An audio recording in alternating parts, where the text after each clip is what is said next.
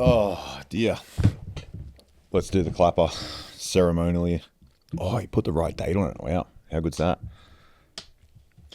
Um,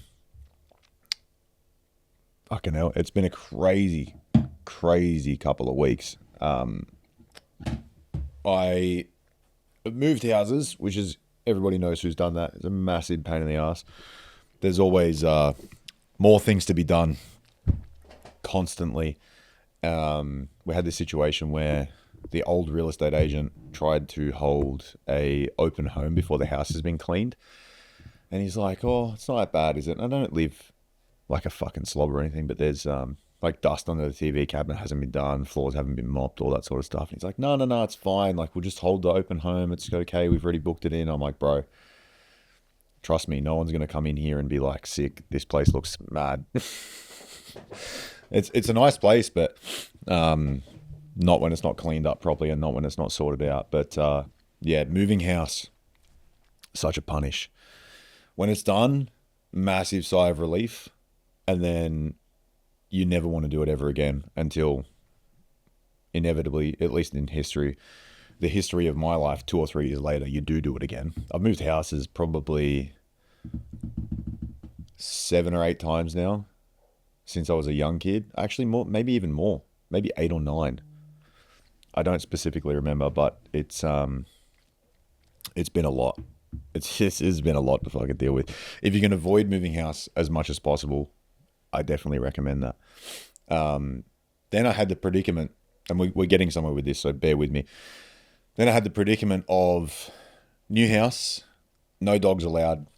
I told the dog story beforehand where my dog tried to eat my missus' dog, and she's obviously pretty attached to hers, much more so than I am to mine. Don't get me wrong, he's great, but there's a juncture here now where you have to make a somewhat difficult decision. And I mean, when you do combat sports, you kind of let everything fall down a little bit in terms of, I guess, the intensity of the decision.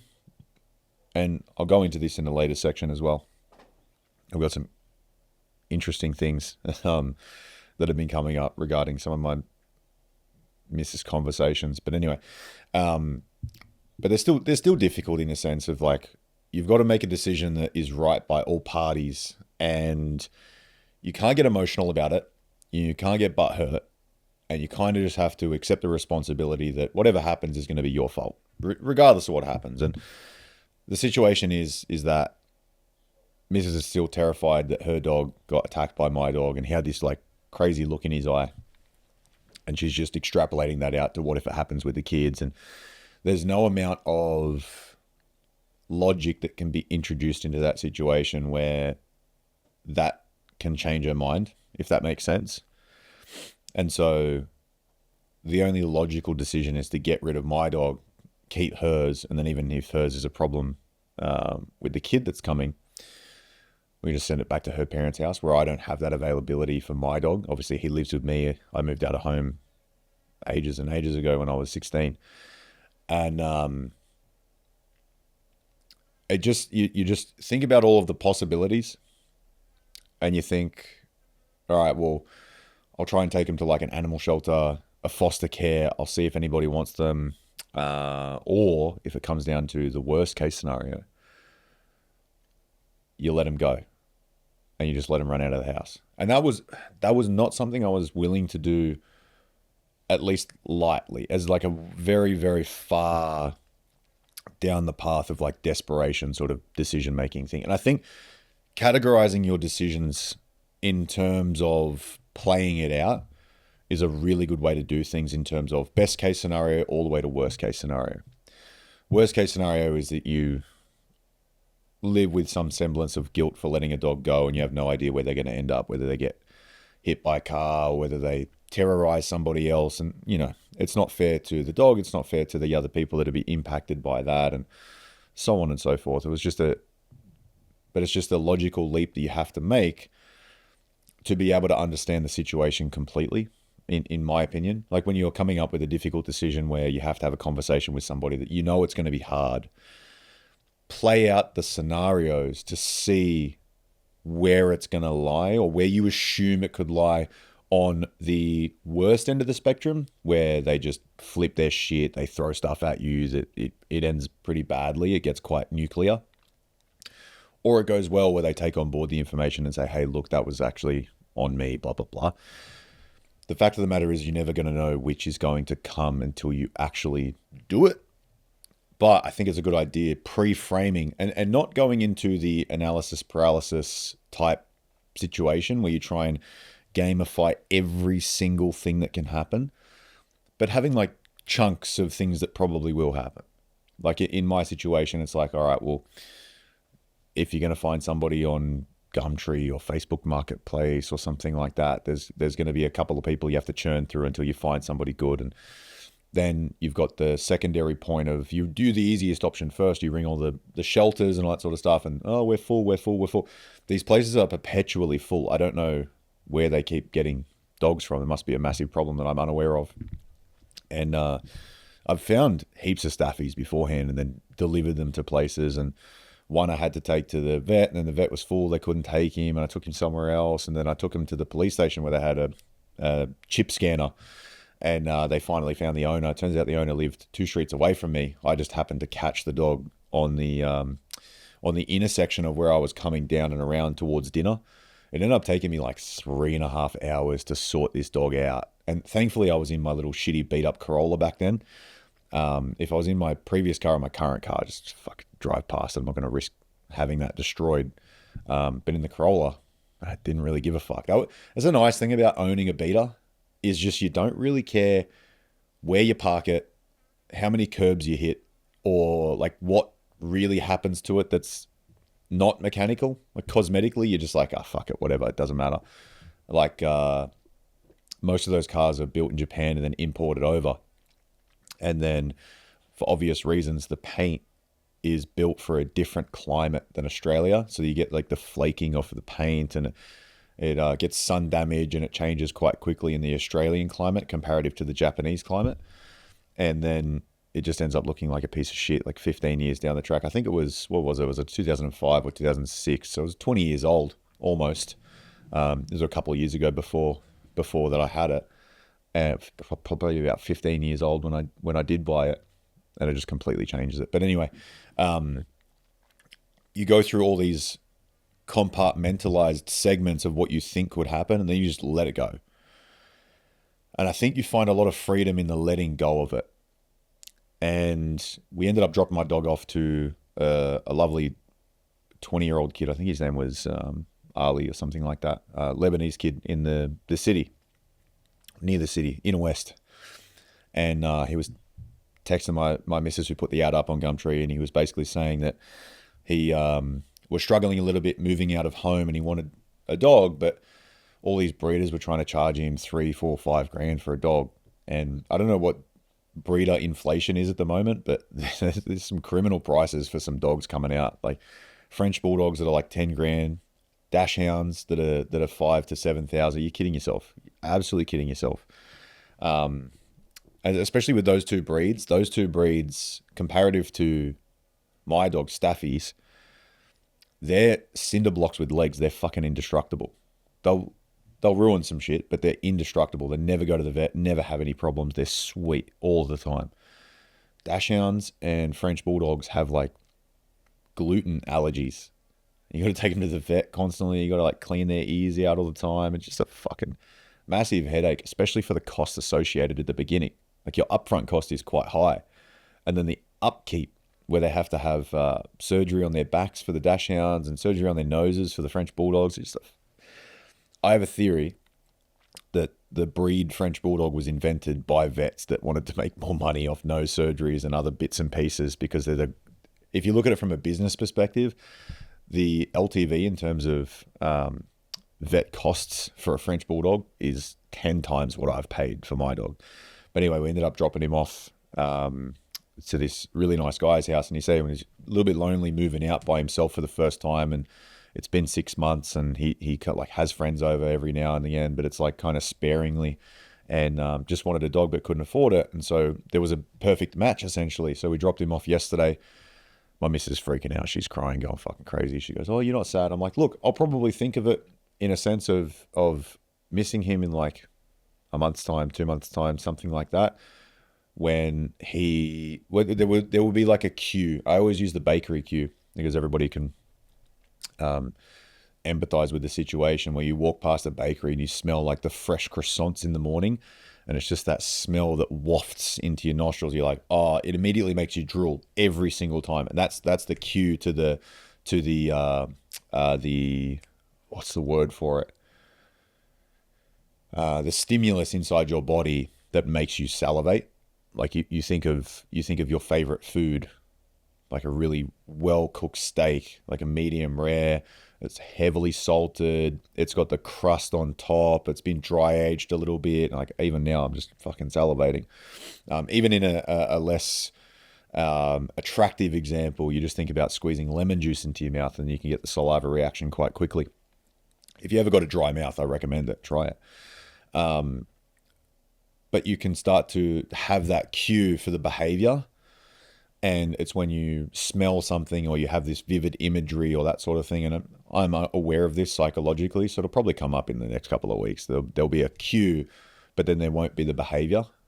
And then that's where you get the disconnect for missing something or somebody, like when you have a breakup. And there's a period of time where you remember the way that they did things, like the way that they folded the sheets, or the way that there was air fresheners in the bathroom every so often. It was kept on a cadence and things like that.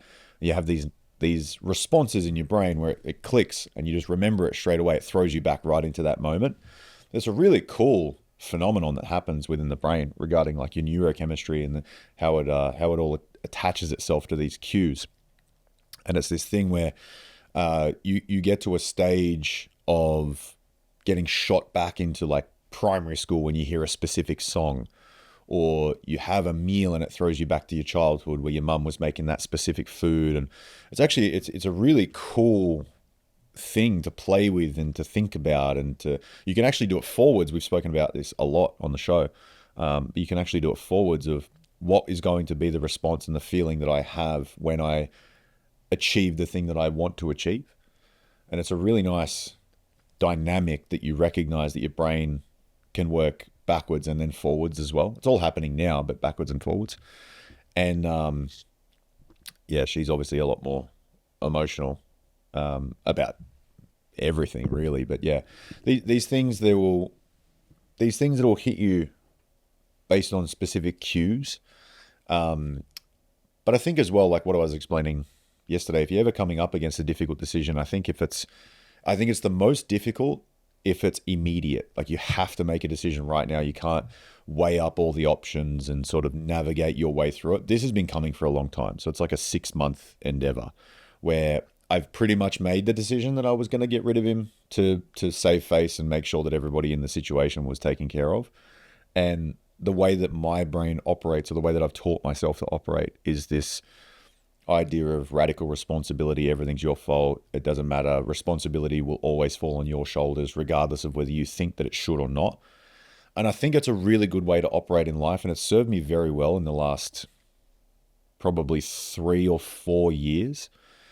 And I would implore you guys to think about that, where I think a lot of kids that I communicate with, and a lot of teenagers and a lot of younger adults in like their early 20s, or maybe even some of them are close to my age. And honestly, it's probably fair to say anybody from like 16 all the way to 55, I've had experiences with this situation specifically.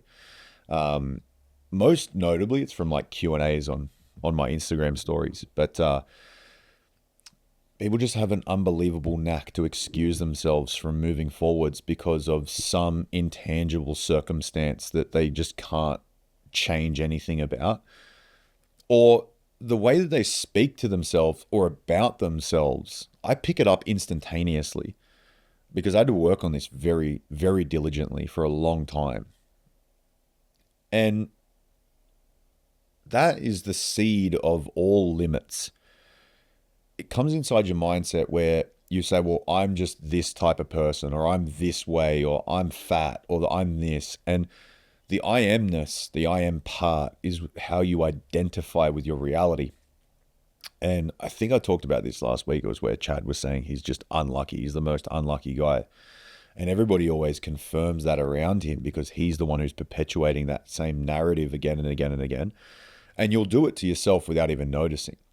Like throughout the week, you'll say, oh, I'm just not lucky, or I'm just not that type of person, or things don't come easily to me, blah, blah, blah. And the way that context that you're spitting to yourself, verbally or mentally, starts to encapsulate all of the actions that you take, all of the opportunities that you do or don't go for, all of the circumstances that you see as negative as opposed to beneficial, really pigeonholes you quite significantly.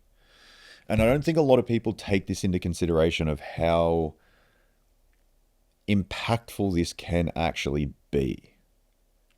I think it's a huge, huge problem. And we'll come into the segment about some of my partners' conversations during the week. But I think it impacts you more than you believe it does until you're aware of it, and then you start to use it for the greater good. So like, I won't say things about myself that is limited in nature. I won't. I just refuse to do it now. And the amount of gain that you can have quite quickly, where I was talking to a guy this morning that we're going to do some work together. And I use the analogy of living life with the handbrake on, that most people are driving and putting a lot of effort and like torque through their life, and they're pushing the pedal fast. They're trying to get to where they need to go. But if only they just let down the handbrake, they'd get to wherever they needed to go so much smoother, so much faster, and they'd enjoy the process a lot more. If you've ever forgotten to take a handbrake off a car, you know how difficult it is to drive. I forgot to take the handbrake off a manual car that I was driving once. And like the clutch wasn't responding properly because it wouldn't roll back when I put the clutch in. I thought it was really strange. And it was only a short drive. I ended up driving it in like 5 minutes. But I got home and I was like, oh, fuck, the handbrake was up the entire time, you idiot. And it was just this weird feeling. It was this weird sensation, because if you ever driven a manual car, you put the clutch in, you roll back, you have to like ease off the brake and then onto the accelerator as you pull the clutch, and measure clutch and accelerator so that they map onto each other. And I always thought about it in terms of like percentages. So you'd start at 100% clutch in, 0% accelerator, and then the 10% of the accelerator goes to 90% of clutch, and then 80, 20, 70, 30, 60, 40, 50, 50, and then so on and so forth until you know, you're not going to drop it to 100 and 0. You can if you want to drift, but that's how I used to think about it. It's very autistic, but that's just what made sense to me. And then you'd go off the accelerator again and change gears while the clutch is in 100, and then the accelerator's on 0, and then you can start to move through the gears. And it just wasn't responding that way because I wasn't getting the feedback of rolling backwards when I was putting it in all the way. That's what she said. And yeah, it's just a weird shit way to drive. I don't recommend it. Take the handbrake off. And I don't recommend running through life with the handbrake on. It's fucking stupid. But this is where you start to grow up a little bit, at least in my experience of how I've done it. And I think the disconnect is when you start to take the handbrake off, is when you start to negate excusing yourself from doing the things that you know you need to do, that you know will get you where you need to go, and stop blaming circumstance. Start blaming yourself. Now, Hormozy has this really nice idea around this, is that just even business, he goes, business has not gotten more difficult. It's the same thing all the way up the mountain, whether you're running a $100,000 company or a $100 million company. He says basically the same thing. It's just, there's complexities to it, obviously, but there are specific inputs that drive specific outputs. And If you do the inputs, you get the outputs. It's literally all that it is. It's very binary. It's very objective rather than subjective, because the subjectivity is what happens when Dale, the sales manager, doesn't show up for work that day, and the whole sales team's flustered. They have no idea what to do, and the momentum that you built from Monday, Tuesday is now crashed on Wednesday. You got to re-motivate them, and people are complicated, essentially, right? And you realize that when you have staff and trying to like manage expectations where they're getting out what they desire and you're getting out what you desire, and it's a fair and equal relationship where both parties benefit as a result of that. And then recognizing that people are going through shit all the time. Like, people are moving houses and fucking giving dogs away. Shit happens. That's the way that it works. And you've got to constantly be managing those sorts of things. But his whole idea on there are specific inputs to get a specific output is 100% true. You can't deny that statement. If you need 100 leads to get 10 sales, and X amount of dollars per Facebook ad gets you those 100 leads, well, then if you spend it, then you get the 100 leads, then you get the 10 sales. It's not like, well, it's winter, so people aren't buying, and that's like this story. And we create stories around ourselves to make ourselves feel better as to the effort we're not putting in to get the things that we want. And it's always like, like if I started at 4 years old instead of 20 years old, I'd be so much further along. And that's the thing that's preventing me from making the adjustments that I need to now, because I feel like I'm just behind. These are a lot of the conversations, or rather the questions, that I ignore through Q&A, because I don't know, I still wrestle with this a lot, because there's no substitute for getting out of your own way that another answer can give you. The answer is you need to get the fuck out of your own way and take the handbrake off your own life. And historically, people don't respond to that very well, because they don't like taking accountability for things, because they've never been rewarded for doing so. I know a lot of people in my life that are like this, and I don't spend a lot of time with them anymore, even if they are blood relative, because it's such a slog. It really is. And the thing that I listened to Hormozy and Chris Williamson's latest episode during the week, the thing is that you have to be very, very careful of energy vampires. There's only so much energy you get per day to be able to give to things that you deem important, or that are going to push the needle forwards for your specific endeavors. And any waste of that has to be eliminated if you want to do something cool. If you want to do something big, if you want to do something grandiose, if you want to achieve more than your family's ever achieved, or like your lineage, you look back through your parents, your grandparents, your great-grandparents, and you think about it, and you get the new age kind of, I want to drive fucking Lambos when I'm 20, all that sort of jazz. And you think about it logically, and you're like, well, I'm going to have to do shit that none of them did. And a lot of them got caught up in frivolous activities. And a lot of them decided to blame things that were outside of themselves, and just accepted that that was going to be the case. And that tends to lead to very shitty behaviors and very shitty mindsets. And there's nothing wrong with this, by the way. It's just how the cards have fallen. And it's the choices that they've made that may be against the perceived outcome that you want, and the way that you're going to go about it to obtain it. And there's nothing wrong with this. I had this when I quit drinking 9 years ago now. And a lot of people asked me, they said, "Oh, wasn't that really tough for you?" And I said, no. Why? In what regard did you have a perception that it would be tough? And I said, well, you would have lost a lot of friends. I said, yeah, that's true.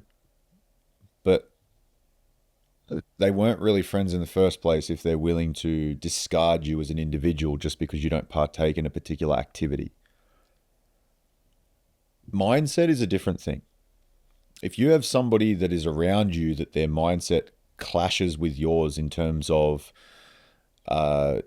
you're trying to be a better individual and they're trying to drag you down, or they're giving you like these neg comments that women throw at each other. Williamson was talking about this, and he said they try and socially destroy each other. And Peterson talks about this because they don't have the capacity for real physical harm most of the time. So they've changed their tactics to go around that and go about social destruction. And they'll say these sort of things where they say, "Oh, you're really brave for wearing that dress. I wouldn't have worn that, but at work, like you're like getting it to work, or some sort of thing like that." Or they say, "Oh yeah, you like your hair. That's really brave of you to cut your hair like that. Like I wouldn't think that would work, or I would never do that," or some sort of shit like that. It's just a very slight negative crap thing, and that's usually what they resort to, is they don't, most of the time, men, when they're actually men, will just slap the shit out of each other or wrestle and then get the fuck over it, buy each other a beer and walk away. And then it's done. Like, obviously, cowards won't do that. Cowards who are boy men, bussies, such a funny word, they will resort to reputation destruction because they're not real men. That's what they've learnt, because they also don't have the capacity for physical violence. Or they're just pussies, really. That's what most people who lower themselves to reputation destruction are. That's just the way that it works. Otherwise, you would just sort it out. You would just be like, "Oi, I don't fucking like this." Fair enough. But yeah, you need to separate yourself from individuals that are like that, because it does wear down on your limited energy for the day and for the week and for the month, and that you can compound it, obviously, but there's only going to be a small amount that is there every single day. I think it's probably wise to assume that it gets replenished from doing things that you thoroughly enjoy, working on skills that you really enjoy developing, and tasks and different orientations of things, and building something that's important to you that you could actually be proud of. I don't think a lot of people are doing that today. I don't think a lot of people are building anything. I don't think a lot of people are creating anything. And I don't think they're doing anything that they're proud of. Maybe they're a good dad. Maybe they're a good mother. But that's got to be the minimum effort. Like, don't get me wrong. I'm not a parent yet. I'm about to be very soon. And I think it's a very difficult task, especially in today's day and age, with a lot of reasons not to have kids. And doing it anyway is rather bold, in my opinion. And it's definitely not to be slighted if the parents are doing the best that they can. Because that's all parents do. They just do the best that they can. And you can be proud in the way that you're raising a kid if you are doing a good job. But aside from that, I don't think people are doing things that they're very proud of whatsoever. I don't speak to a lot of people that give me that sense. And it's difficult. I know how hard it is. I know how hard it is. Like, even yesterday, I went to the old place to clean up a little bit and get ready for the cleaners that are sorting the carpets and stuff today. And my housemate Reese was moving his stuff out, and I came out the front, and the next door neighbor 2 doors down, I've spoken to once or twice, come down. He'd come down to have a look at the car. I said, "Bro, it's fucking sick, blah, blah, blah." Big car guys. They've got like 6 cars in the front of their yard, and they're always working on them and washing them. You can tell they're really enthusiasts. They're really nice people too. Really cool. And it's not even that you have to like go over to their place for dinner, have barbecues, anything like that. But it's just a little nod, a little wave when they come down the street, stuff like that, like neighborly type of things. And we're actually talking about it yesterday, and the fact that a lot of people in the street that I used to live in were the stark opposite of that. Very, very sour individuals, and for no good reason, towards people that are otherwise new within the street. But these guys had lived there for 20 years. And the guy that lived between us poisoned their fucking dog over the fence. And the guy that lived between us is an absolute sad sack. Never leaves the house, has been carted off to hospital a bunch of times, like extremely overweight, and yells at the kids across the road. And the kids across the road were power washing my driveway. They come over, they said, "Oh, do you reckon we can do it?" I'm like, "Yeah, of course, of course." Showing initiative, great job, fantastic. They've got like a snow cone stand they've done a couple of times. It's adorable. These kids are fantastic. And they're like 13 and 10, around that sort of age. Great kids. And their old man does a great job too, because he does a bit of everything. He does a bit of removals, a bit of electricity, and they're always like putting things together for Facebook Marketplace and selling stuff and putting on the lawn, getting people to come around. And he's just a hustler. And it's fucking awesome to see, because the kids are going to take so much away from that. It's going to be so beneficial for them at an older age.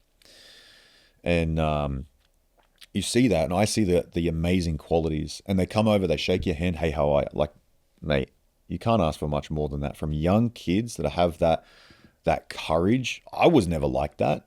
I was never fucking busting my ass at 10, 13. I was training footy, but I certainly wasn't thinking about business and making money and all these sorts of things. I definitely wasn't in that mindset until I was like 16, 17. So they're way ahead of me. And you can recognize that if you're looking for it, if you're looking for the positives and the optimistic side of things. If you're a pessimist, you see kids out the front power washing a driveway, and then you're going to crack the shits and start yelling at them for getting water on your grass, which, mind you, is good for your fucking grass. I can't even wrap my head around that situation and fathom how you think that is possibly appropriate to yell at kids who are doing something beneficial for themselves and also for somebody else, for me, having a dig at life when they're not even expected to. One's in high school, one's in primary school, I'm pretty sure. And you're going to choose the lowest outlook possible. I know why. It's because your life sucks. That's why. That literally is why. It's the same thing going back to anxiety and depression. If you were creating something that you were proud of and you had a good outlook on the optimistic side of things of that, because you were putting in the effort every single day, you were building towards it, even if it wasn't obvious to you that you were building a compounding interest that is going to really take off around a decade, like you're really going to go up around a decade, but that you have to be willing to sift through the 9 years of shit to experience the huge leap in year 10. If you were doing that, you wouldn't be sad all the time. You wouldn't have this pathologized mentality of poor little me. And this is why I think it's really important to get around this stuff. And anyway, so the second door neighbor come down, who was talking about the car and all that sort of stuff. And he goes, "You know what's crazy? I think I actually follow you on TikTok." And we looked up the page on his phone. He actually does follow me. And he said, he asked for advice. And he was like, "How did you get into that sort of thing?" He wants to be an online coach for personal training. I told him the whole story about me quitting my job, pursuing jiu-jitsu, building a course and selling it. So selling 30 spots for the course without ever having actually filmed it or built it, and then necessitating the build of it afterwards because I'd like tied myself to it. And this is Michael Masterson's, I think it's Michael Masterson, his Ready, Fire, Aim concept. Don't read the book, just read the title. Ready, Fire, Aim. Act first. Figure the other shit out later. Just plow through things as much as you humanly can. Pick up the pieces of the shit that did well. Assess what didn't go well. Triple down on what went well. That's the blueprint for everything in life. That's foolproof method. You're going to have an appetite for risk. You're going to have to bet the house, but that's just the way that it works. And if it wasn't like that, everybody would do it and it wouldn't be special. That's just the easiest way to describe it. And it's more or less what I told old mate, who was the neighbor. And I said to him, I was like, look, if you want to just get 100 days in, this is some advice that I got. I didn't necessarily need this because I was already doing it, but James Smith is very vocal about the fact that just post for 100 days in a row. Anything, something. Doesn't matter what it is. Doesn't matter if it's good, if it's manicured, if it's not, if it's got the right hook or the right lighting or the right microphone or something like that. The reason why I resonated so heavily with his message, I think, is he did very similar things to me. Just went, fuck it, I'm going to go live in Australia and I'm going to see what happens as a result of that. And then you can see that that is the nucleus for every other endeavor that he's otherwise succeeded in, because do first, find out later, or do first, adjust later is probably a better statement. I think you're so much better off doing something like that. And that was my advice to Joseph. I said, look, just start doing it. Pretend as though you're already an online coach, and then you'll just do the actions that necessitate the results that you're after. And I said, look, if you want to replace your income now, you probably need like, what, $1,500 a week? I don't know how much he makes. Start to theorize that $100 a week at 15 clients is that. And maybe you don't think that you can justify charging $100 a week because you've never done it before. Fine. Okay. Start by charging half of that. Start by charging $75 a week. And initially you're going to have to market what you've done for yourself, and then you'll probably have to use a family or a friend and give them a crazy transformation so that people can extrapolate that and say, well, it's not just you, you're just not a genetic freak, and so on and so forth, because no one really cares that you've done it for yourself. They care that you've done it for other people just like you as well. It's a marketing hack, basically. It's not even really a hack. It's just a proof of concept, social proof sort of thing. And people are more inclined to buy off you if you have proven that you've done it for somebody else who isn't you, because they're always going to excuse away the fact that you're special, you had some sort of privilege or luck or some sort of bullshit complication that you know doesn't exist, but they don't know that. And if you do it for somebody else who quite clearly doesn't have a natural aptitude for that, then it's more believable, per se. It's like my whole situation, like the whole white to black belt, 3 years, 11 months, and everyone's like, oh, well, you know, you were fucking massive and jacked when you started and blah, blah, blah. And people even try and say shit like you're in a weak region, so the only reason you won anything was because you're in a shit region. And then it's just literally people who've never won even a grappling industry's medal, so you don't take their advice seriously. But you can see why these people struggle, because they excuse away everything that as to justify their current position of why their life sucks and why they shouldn't try hard at something and why they shouldn't create something and be proud of something genuinely impactful for a lot of individuals. And you don't even need to necessarily get to a sense of aiming at mansions, Lambos, $1 million a year. I don't even think most people recognize what they say when they say, I want to make $1 million a year. You don't even understand the complexity that you're taking on board. And there's a reason why I think top 1% in the US is 400 grand a year. So you extrapolate that out, you're probably in the 0.1 or maybe even the 0.5%. Maybe it's the 0.5% in America that make $1 million a year or more. And there's a reason why there are so few people who do it. And I don't think that this actually goes into a really interesting topic of conversation, is that you have to be extremely well defined in what it is you actually want. Because otherwise there are opportunities that are plentiful around you that you might take where you succeed in ways that you didn't want to. You hear that all of the time. You hear it all of the time where people have...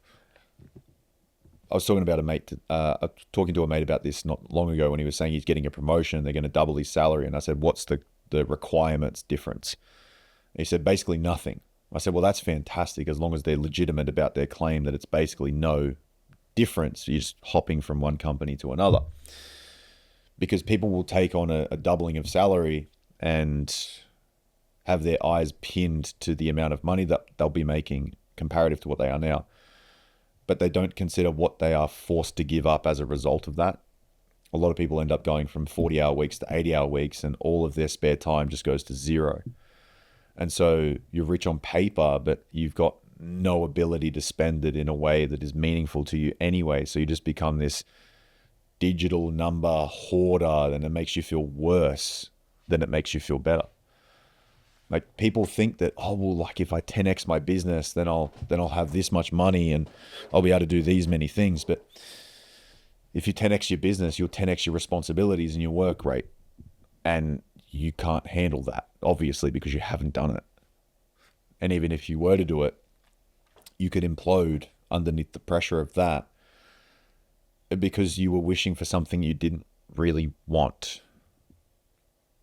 And it's very easy to look at the outcomes versus the inputs, because you're never going to know the inputs unless you get close with someone enough to like figure out kind of how they did their thing, if that makes sense.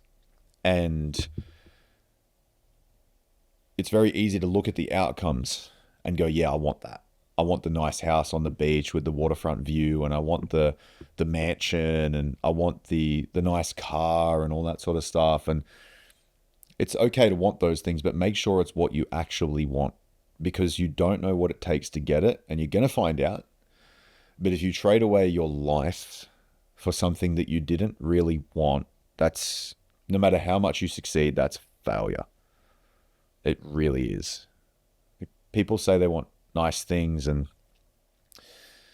they realize what it takes to get them and they go through with it, but then they always go back on it and say, well, yeah, I heavily prioritized my career and now my family hates me.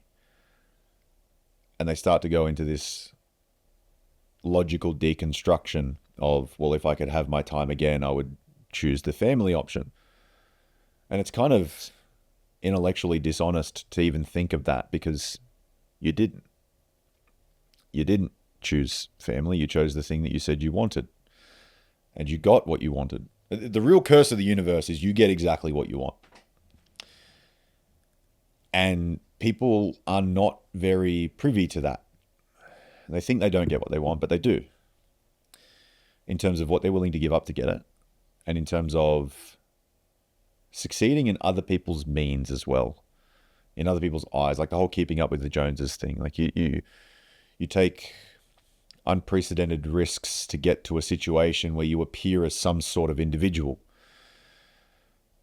And then you realize that what you were chasing in actuality was some sort of feeling state, and that you're the one that has to give that to yourself, not other people to you. And if you are perplexed by the idea that it's other people to you, then you'll never be happy, because it's always going to be ephemeral. Like, people are going to be upset with you and then they're not, and then they're going to show anger, and then they're going to show sadness. And this is because people go through all their own things before they even consider that you exist. And so if you're doting on the fact that other people are going to notice you in a particular type of way, well, yeah, they might, but it's very short-lived, and it doesn't mean a single thing to you when you experience it. It really doesn't. I still kind of get funny about it a little bit when people are saying things like, oh, you know, I look up to you and inspiration, all that sort of stuff. And you got to be careful what you wish for, because it's definitely what I was wishing for when I was like 16, 17. But it's still a weird phenomenon to me. You do feel like a kind of responsibility not to be a complete fuckwit. I don't think I am. Not all the time anyway. I definitely can be. I have my moments, just like everybody else. But I think it's weird. It's like this whole like idolatization of just normal people, normal humans. And I don't think you really should. Like, take inspiration, take what's useful, but don't idolize people. I had a conversation, I think I spoke about this earlier, where this kid was just barking up the wrong tree, trying to have this philosophical, evangelical debate, and I just couldn't care less about the imposement of his interests onto me and how am I going to phrase this? He's being very obtuse in his conversational style, assuming that I was a willing participant in the debate when I really wasn't. And the outcome of said debate mattered less than zero to me. And so I kindly told him that without telling him to actually fuck off. He got real mad about it. And then threw this like trite comment at me. He's like, oh, I guess the saying's true, never meet your heroes. And A, you've never met me, and B, you were bringing fried chicken to a vegan table. Or rather, you were bringing vegan food to a fried chicken table. And it doesn't matter how much you want to sell it, they don't want it. That was as blank as it was. That was as bare bones as it was. Just couldn't get it through his head. I found that fascinating.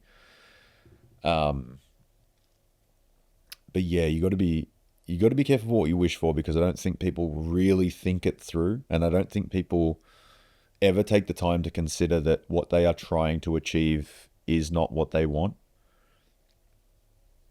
I heard a phenomenal line from Jimmy Carr the other day, and he said, one of the guys in the crowd was like, "How rich are you?"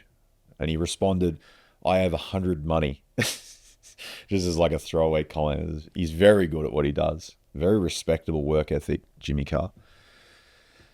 And he said, no, seriously, like, it depends on how you define rich.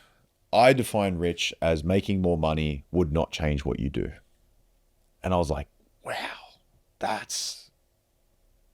summates it beautifully. If you were to make $1,000 extra tomorrow and it doesn't change what you do, you're rich. And it's hard because you can't really quantify it to a number, because everybody's threshold for expenses and all that sort of stuff is going to be different. And people get swept away in the whole, I need to be wearing Gucci head to toe, which is fucking retarded. Please don't. Obviously, buy yourself nice things, but realize that that's completely moronic. And genuinely wealthy people, like you're talking the hundreds of millions, and like the family generational wealth. You're talking families like the Habsburgs and the Medici and all these guys. And they're not wearing that stuff. They don't need to. If they're wearing anything, it's Loro Piana, and Loro Piana has no labels out-facing, no logos out-facing ever. It's like top of the line cashmere stuff. It's really like plain clothed. Or they're wearing like custom tailored suits that you can't tell the brand, because they don't need to be a walking billboard for a brand that's made for people that want to appear a certain type of way. You see it all the time when you go to nice restaurants. I will go to nice restaurants rocked up in this shit because it's what I enjoy wearing. I like front runner hoodies. I like my own stuff. I like wearing my own t-shirts. I think it's pretty cool. Proud of what we're doing. Sick. I feel no need to dress up. I wear pink Crocs to fucking really nice places. Have done all over the world. I feel absolutely no need to dress to impress for some individual to look at me and go, oh yeah, look, ape in a suit. I fucking couldn't care less. There is some sense to dress to impress in terms of like when you dress nicely, you feel a certain type of way, and you like get a bit of confidence about you. You walk a little bit differently and you start to swag a little bit. But, most of the time that's all bullshit. Really. I would trust somebody more if they're rocking up to a meeting where they're like in complete comfort and they're not really giving a fuck. And Mark Cuban's done this before. He's the guy that wears like jeans and a t-shirt to the Shark Tank show. He's the richest guy in the room by a country mile, and all the other guys are dressed to the nines, and he's just like, I don't really care. It doesn't bother me. You see Musk and Bezos and Zuckerberg, they're kind of doing the same thing too. Pretty much. But yeah, this language thing is really important. Understanding what you actually want. Like, sit down for half an hour and decide what you really genuinely want. And I guarantee you it's not the thing you're aiming at currently. Like, you just genuinely sit there and think, and turn your phone off, throw it in another room, and sit there and ask yourself, is this what I want? And am I willing to put in the effort required? Because as soon as you make that decision, and I believe it's from Latin, the etymology of the word decision is like to cut off all other possibilities, to decide. When you do make that, it will happen. 100%, it'll happen. You have to go all in. You really do. The whole don't put all your eggs in one basket, get fucked. Put all your eggs in one basket. Don't have a plan B. Don't settle for less. Don't have like if this happens. Like, of course you can theorize very quickly if this goes wrong. But then just do it logically as a logical exercise. Think about it like this. If everything goes wrong and I fuck up royally and like I blow the business up and I can't make money and I'm going to basically scrimp and scrape and save and really penny pinch for a couple of weeks or months or whatever, I've still got people in my life that would let me sleep on the couch. Even if it would be a massive pain in the ass to them. They'd still let me. Like I've got family members or I've got a mate who would allow me to do that. So I won't be homeless. And I could make like really cheap food work for a bit. Like canned tuna and rice. It's about as cheap as you're going to get. Maybe it's even cheaper. But you'll be able to eat. And even if you can't afford that, there will be homeless shelters that deliver free food that you can go and eat at least. So they're your two bare minimum necessities met, even in the worst of circumstances, which you're not likely to experience. If we're being honest, you're not likely to experience it. And so even in the worst case scenario, aside from you being dead, you're sweet. So go for it. Decide what you actually want. Make sure it's legitimized. Make sure you genuinely want it. Don't just say, I want a fucking private jet because, some douchebag on Instagram has one. You probably don't. Honestly, you probably don't. You don't want $1 billion company. I can fucking guarantee you that. Maybe you do. Maybe that's obtuse, but I can tell you for free. The guys that have built those things didn't do it for the money. We've spoken about this at length on this show.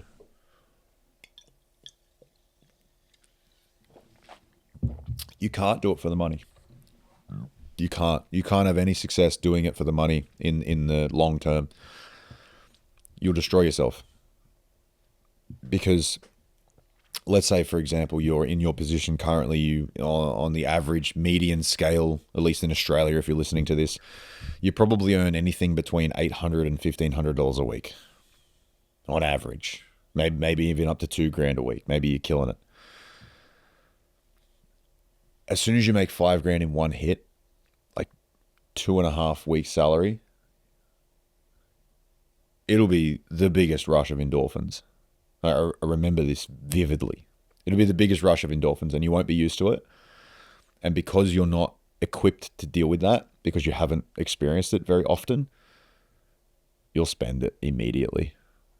Like just talking from my own personal experience and how I did things, not that this is obviously going to be standard across everybody. But if you're doing things for the money, which I was, gone. Because it's not attached to anything meaningful.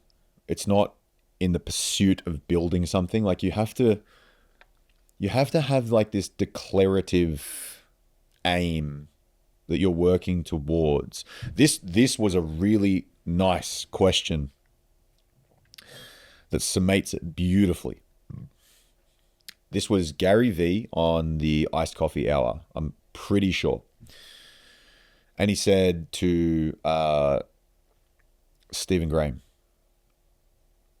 if you had to pick a number for your income for next year, he goes, I'm going to tell how selfish you are right now, but pick a number that you need so that all of your expenses are covered for next year. What would you need?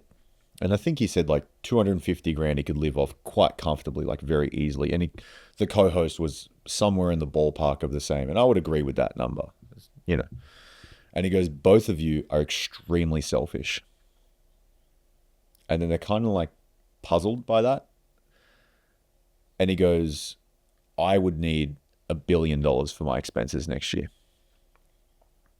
And the penny hadn't dropped yet. And I didn't know where it was going either.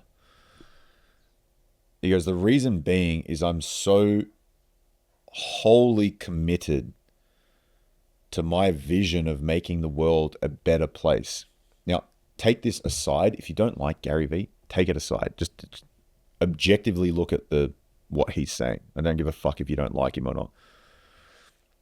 And just think about it like that guy has a lot of important shit that he's doing that he genuinely believes is making a massive impact with individuals, like runs a bunch of companies and all that sort of stuff. You take on the responsibility of all the staff that you have and your ability to payroll them so that they can feed their families, enjoy their lives. That's a lot of responsibility. And I think he has like 4,000 staff at one of his companies, which is a fucking lot of staff. And so that payroll might be in the neighborhood of, I don't even know, 4,000 people. It's at least $500,000, I would assume. I don't even know. I don't know what it is. I'm not even that close to that fucking level, so I'm not even entirely sure. Let's for argument's sake say that they make, 50 grand a year, 4,000 people, what, 2 million, thereabouts. Fuck, I'm gonna show my mathematics skills here.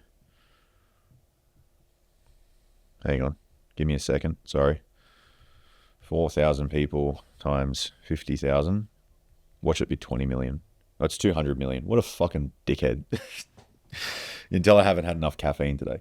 So they all make a 50 grand a year. They're 4,000 people. It's $200 million. So yeah, he's pretty fucking on the money because that's not even considering profit margins or revenue share or anything like that.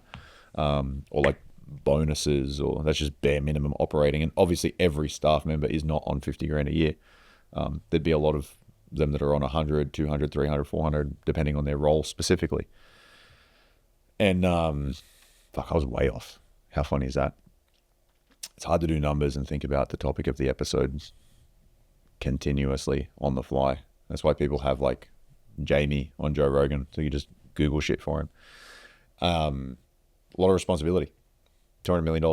He's got 800 million left to produce the server, and you can start to extrapolate it out and think about it correctly. You're like, wow, okay, I'm thinking about money all wrong. And it's not bad to want a lot, but it's unnecessary to want a lot just so you can spend it. And I think if you're just thinking about money like that, you're wasting your fucking time. You're better off moving to Thailand and living on $30 a day if that's literally what you're thinking. Because then at least you'd be free. Freedom is 10 times better. I think the irony of it is as well, you say I want to hit certain revenue targets, and then you get there and you work your fucking ass off and you're just like, actually, I'm just going to use all the money that I have now to just buy back my own time. So in the beginning, you trade time for money, and then in the end, you trade money for time. And it's this weird dichotomy. It's just a weird yin and yang experience. And I think that is a really nice way of looking at it in terms of what Gary Vee's going on about.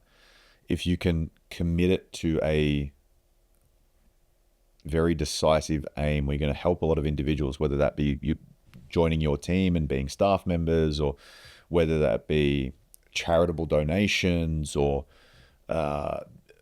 building something that's going to help a fuckload of people in terms of like, that kid that made the AI app where you just take photos of food and it just roughly estimates what your calorie intake for that meal is going to be. Or maybe you're a service-based company helping build houses for people to live in. It's pretty important. It's definitely a need. 100% a need. Or maybe you're an entertainer that makes people feel a little bit better about their day. That's also a need too. Especially in the absence of people genuinely focusing on something that they could deliver to the world. I think a lot of people are selfish these days. For whatever reason, it doesn't really matter as to the reason. We can go into the societal implications of why people are thinking like that. And, Maslow's hierarchy of needs basically draws that out in terms of saying if you're struggling for your basic necessities, then you are going to be very selfish, and you're going to operate at a base level of consciousness that doesn't allow you to be creative because you can't afford to be. Because if you slip up once, most Americans live in a world now that if their tire blows on their car, they're completely bankrupt. They're one spare tire away from complete bankruptcy. And so, yeah, you're probably not thinking about creating things, but even if you are in that situation, I would implore you to do so, because it's your pathway out. It's your ticket out. It really is. Doing the same thing you're doing now is going to get you the same results you're getting now, and they suck. And there's nothing bad about that. It's not to minimize anybody's situation whatsoever, but there has to come a time where you say, fuck this, enough is enough. I'm going to take a huge risk, and maybe it pays off and maybe it doesn't. If it doesn't, I'll go again. But once you make that decision, you commit to it, then things get out of the way for you. Like I listened to, I don't even know if I can say it on YouTube, get pulled down. Fuck it. I listen to Suicide Boys a lot. Probably my favorite artists. Not even entirely sure why. Just like their music. It sounds good. It is what it is. Found them real early on SoundCloud too. Maybe that's why I feel like I'm in from the jump. Because they went like a non-traditional route where they didn't sign to a label and get bogged down by advances and fees and other bullshit, and basically just created what they wanted to, which is really cool. But they more or less said to each other when they're in their 20s, they're like, if we don't make it by the time we're 30, we're just going to have a pact that we, commit, self-delete. And it's extreme for most people, pretty fucking extreme. Like you're going to declare that, you're going to follow through with it. You can't just go back on that. That's like the biggest commitment you can make.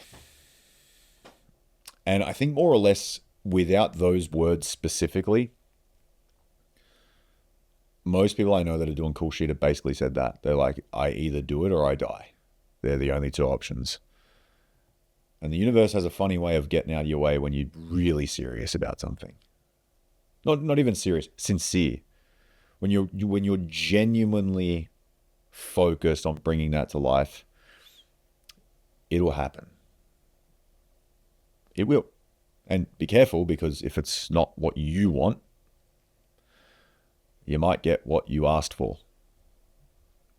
You can achieve, what is it? You can, like the right means works in the wrong hands to produce poor outcomes, or like the wrong means in the right hands produce great outcomes. Something to that effect. I butchered that statement, but something to that effect. Like succeeding with the wrong methods can, something like that. I'm completely fucking forgetting it now. I have a bit of a brain fight day. But yeah, I think that's really important. And to go back to what I said, what I was going to touch on eventually,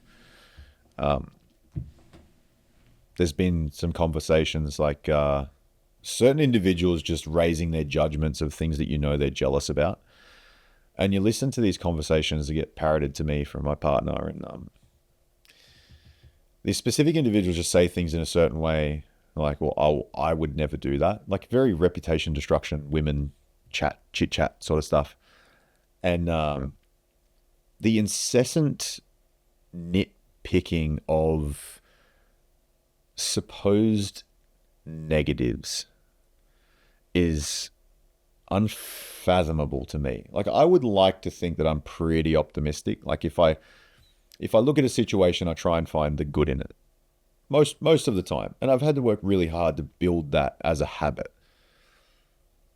And even in terms of taking risk, it's going to work. Do it. Why not? It's a little bit more than I can afford currently, but that's not going to be a problem in 6 weeks. That kind of mentality. And it's taken me a lot further than where I was, and I had the opposite mentality. These individuals, they say things like, oh, that's great, but what about this? And they completely discount the positive side of things. And I think it's emblematic of the way that they live their existence. Their mind has been forged to, I think discounting is such a good word for it.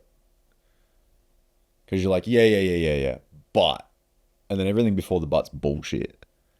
Hormozy talks about this in terms of the way that you can bring truth into your sales process or your marketing process. It's like the way you place the butt is really important in terms of like, these markers really stink, but they last 4 times longer than average. And you're like, oh wow, he's actually, he's kind of like negging himself, and that means you're going into it with the expectation they do stink, but they last 4 times longer. That's actually a good trade.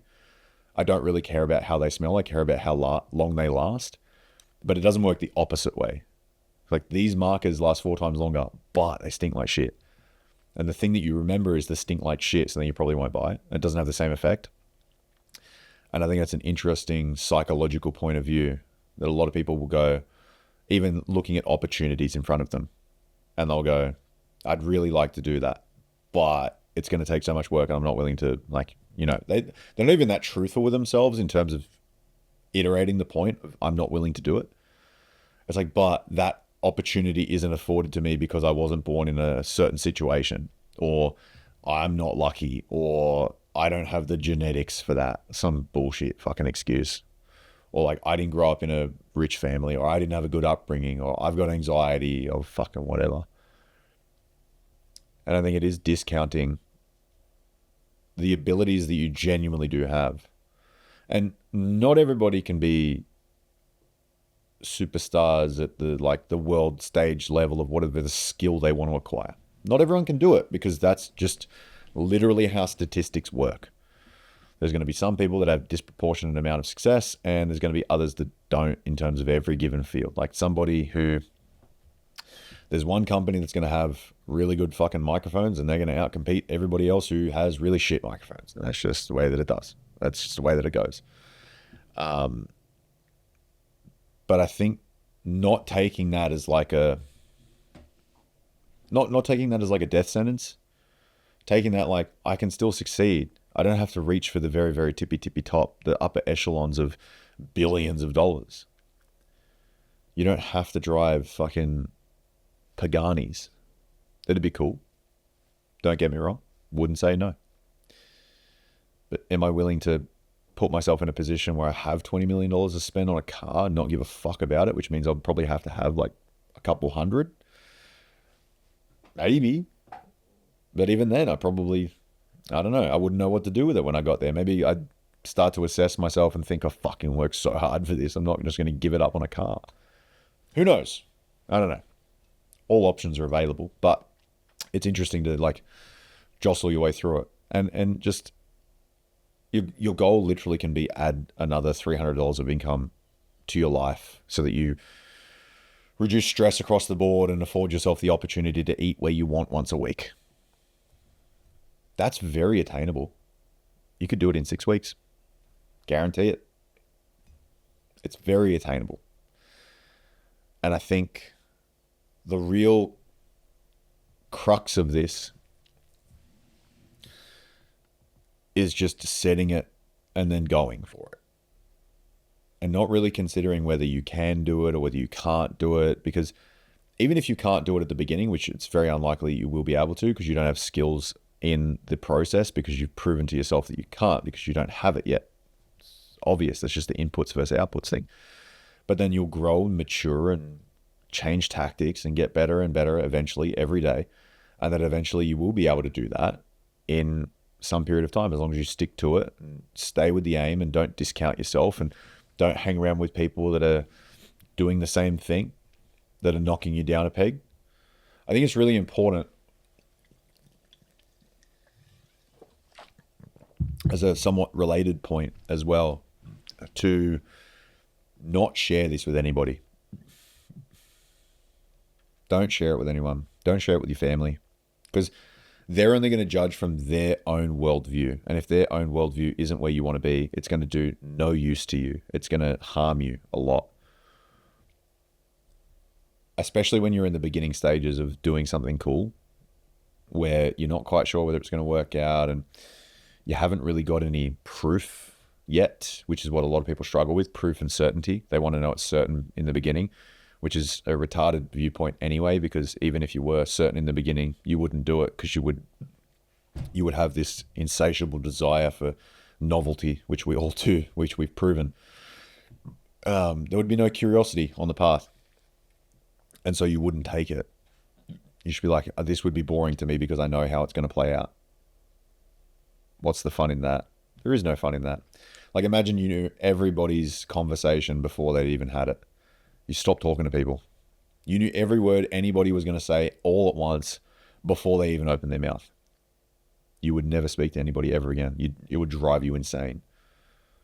Like, if you knew every obstacle you were going to come against and you knew exactly whether you were going to overcome it or whether you were going to not overcome it and have to wait for the next one and go again.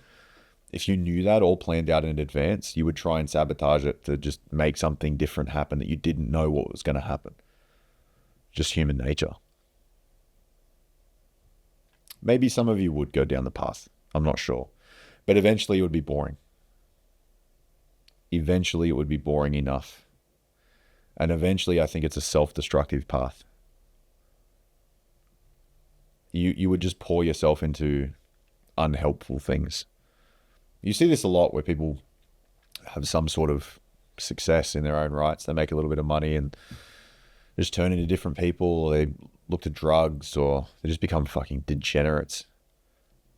And Ian Smith was talking about this the other day. He's a fitness account. He doesn't really post much fitness stuff anymore. He posts some based shit. I recommend you follow him. But he was saying that the other day. He goes, people that make a lot of money who never played sports or never did anything hard or like haven't lifted weights and haven't curated themselves into somebody who can go through difficult things physically and mentally, where they kind of like catch a crypto pump or something like that, they just become fucking degenerate dorks, and then they get asphyxiated with brothels and drugs and whatever else and parties and all this dumb shit.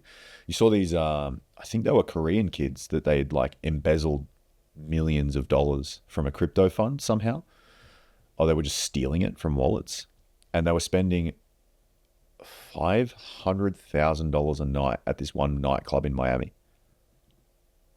On fucking what? Did you discover the cure for cancer? Because if you didn't, that's a fucking waste of money. But you just see it's just this stupid, ridiculous thing to even consider doing. And yet, psychologically, they force themselves to do it because obviously they didn't believe that they'd earned anything. They haven't. They never did anything difficult, and there was no warranting of a belief that they deserved it. And I'd done this in my past. I was doing some nefarious things in my early or late teens, I should say, and kept none of the profits of any of that. I was buying shoes once a week, like $300, $400, $500 pair of shoes every week, just because I fucking could. I was going out for lunch every day. I was not putting money away. I was not saving anything. I wasn't investing anything. I wasn't doing any of that shit. And it was because genuinely I didn't believe that I'd earned it. And I was seeing people around me struggle, and they were like working $15 an hour jobs and all that sort of stuff. And I would help them out, buy shit for them. But it felt empty. It felt gross. And so this is the important part. It's like you got to be careful with what you want, because the only thing I wanted was that ability. But that means if it was that were the only thing I wanted and it wasn't meaningful, then I missed a big chunk of the idea, because it wasn't meaningful. Therefore, it wouldn't mean anything to me when I had it. And if it's not anything meaningful to me when I had it, then that means it's going to go very quickly. And it did. It's exactly what happened. And so it's interesting, logically, like thinking about all these things and really, really just sitting with it. Sitting with it and asking yourself, like, if I get to this stage, is that exactly what I want, or is it not? And why or why not? What are the positives? What are the negatives? What will I be gaining out of this? What will I be missing out of this? I got a good mate of mine who had basically no social life for 5.5 years straight.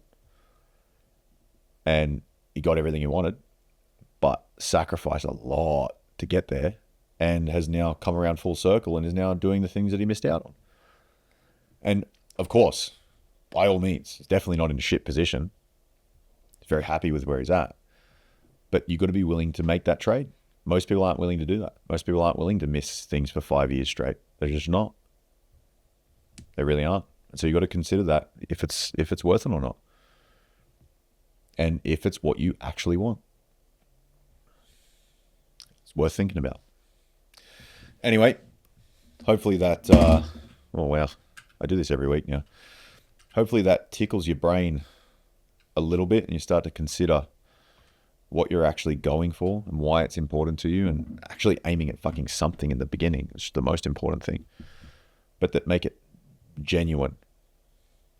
Make it something you can be proud of. You turn around and look at it and go, I did that. That's pretty cool. Like when you tell your kids the story when they're 20, they're like, what were you doing in your 20s? I know I've spoken about this heaps, but I think it's really important as a mental frame. You turn around and you be like, I was doing this shit. It was fucking mad. And hopefully the compounding interest of you doing that, like when you're in your 40s, your kid can go, oh, that's how you got here. Interesting. And then you get to tell them the lore, the fable of your existence, and how you did really cool shit, and how you continue to do really cool shit. And like, they're always going to look at you as like, you're just dad. You're not fucking important. Like, yeah, love you, cool, whatever. But you're not anything special to me. Not like in comparison to how other people go, oh my God, like it's Tom Hardy. Like I'm sure if Tom Hardy has kids, it's just dad. It's just not Tom Hardy. It's not Bane. It's not fucking Venom. It's not the new show that he's in. It's just dad. But it'll still be a cool thing to like give them a window into what sort of went on and the cool shit that you did. And if you're not aiming at anything that would generate that feeling, then don't expect that to happen. They might think you're really nice, but do you really want to be known as the nice person? Like, that's the bare fucking minimum, in my opinion. Anyway, hopefully you guys enjoyed. I'll see you next week.